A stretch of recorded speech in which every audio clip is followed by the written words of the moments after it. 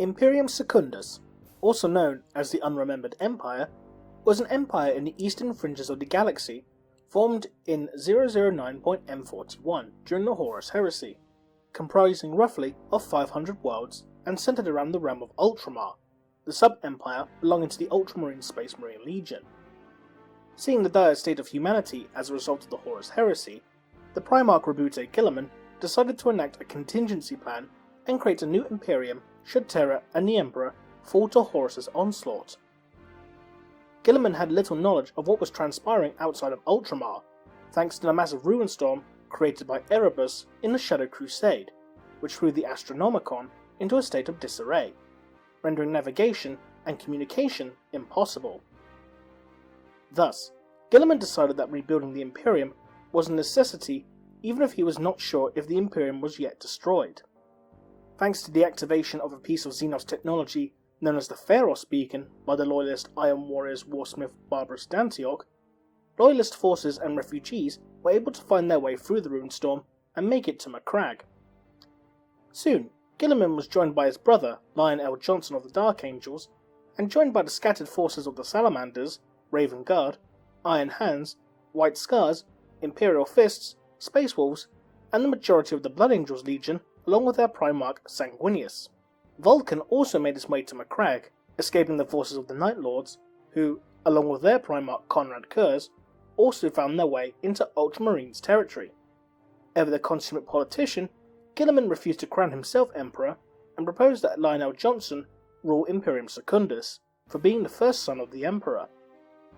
However, ultimately, Sanguinius would reluctantly agree to do so, but refused to take the title of Emperor, and instead was named Imperator Regus or Emperor Regent.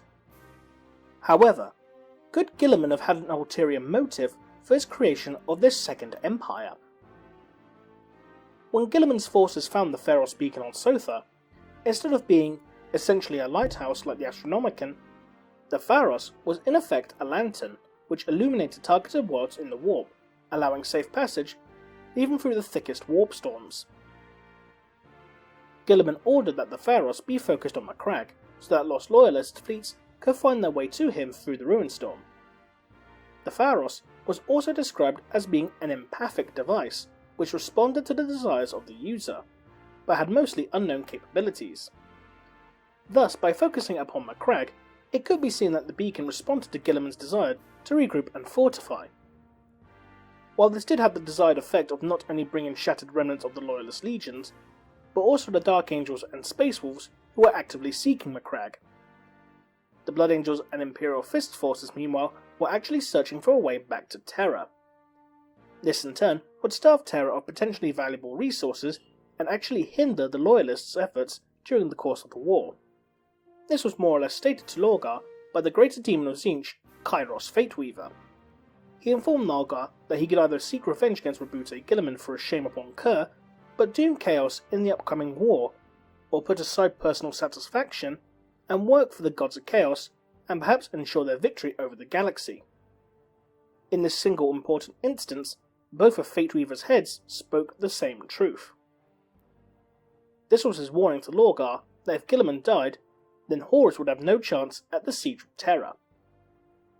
However, the desires of Guilliman that the Pharos responded to could have been not necessarily his desire to preserve the Imperium, but potentially using the opportunity to expand his own empire. Guilliman was known for his empire building, evidenced with his creation of the Ultramar Empire comprising of 500 worlds.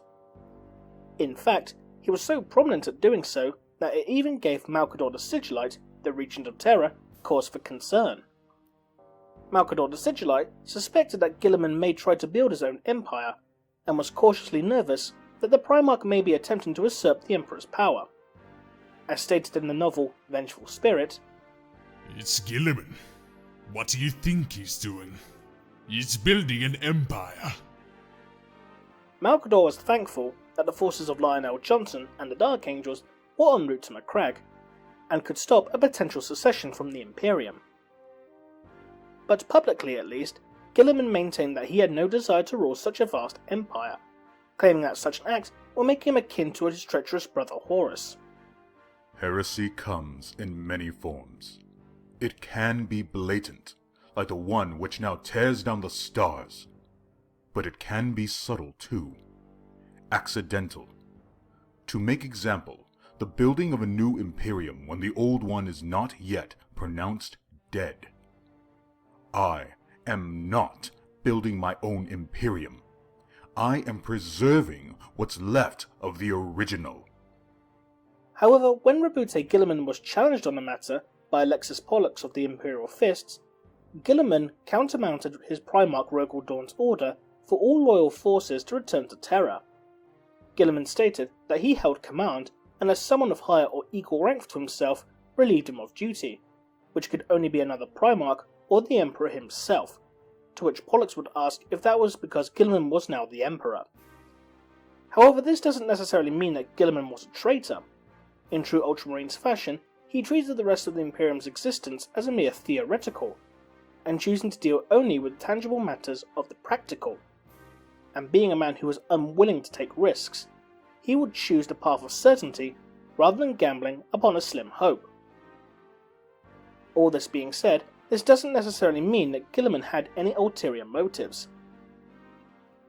There's the fact that the Pharos beacon, which as explained earlier shone its light on Macragge like a lantern in the Ruinstorm, was said to be part of a much larger network.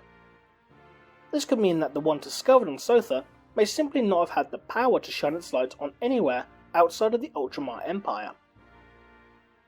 Plus there's also the fact that the Salamander's forces, who were on Macragge, were allowed to leave to try and breach the Ruinstorm, to return Vulcan's body to Nocturne. If Guilliman did have an ulterior motive, the Salamanders could have potentially given advanced warning to Terra itself. So it seems that Imperial Secundus was built for practicality rather than as a power play. But one has to remember, Imperium Secundus was known as the Unremembered Empire for a very specific reason.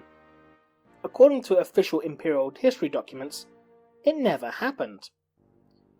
Using the Horus Heresy as an opportunity to create an empire would, in the eyes of history, portray Guilliman as a traitor against the Emperor.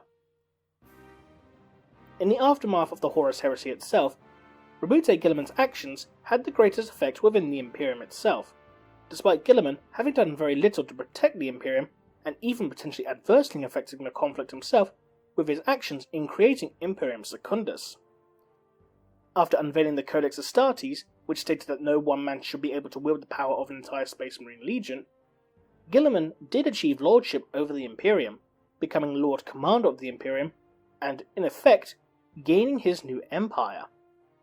History is written by the victors, and it is even said on the Ultramarines chapter banner, "Our presence remakes the past." Thanks for watching.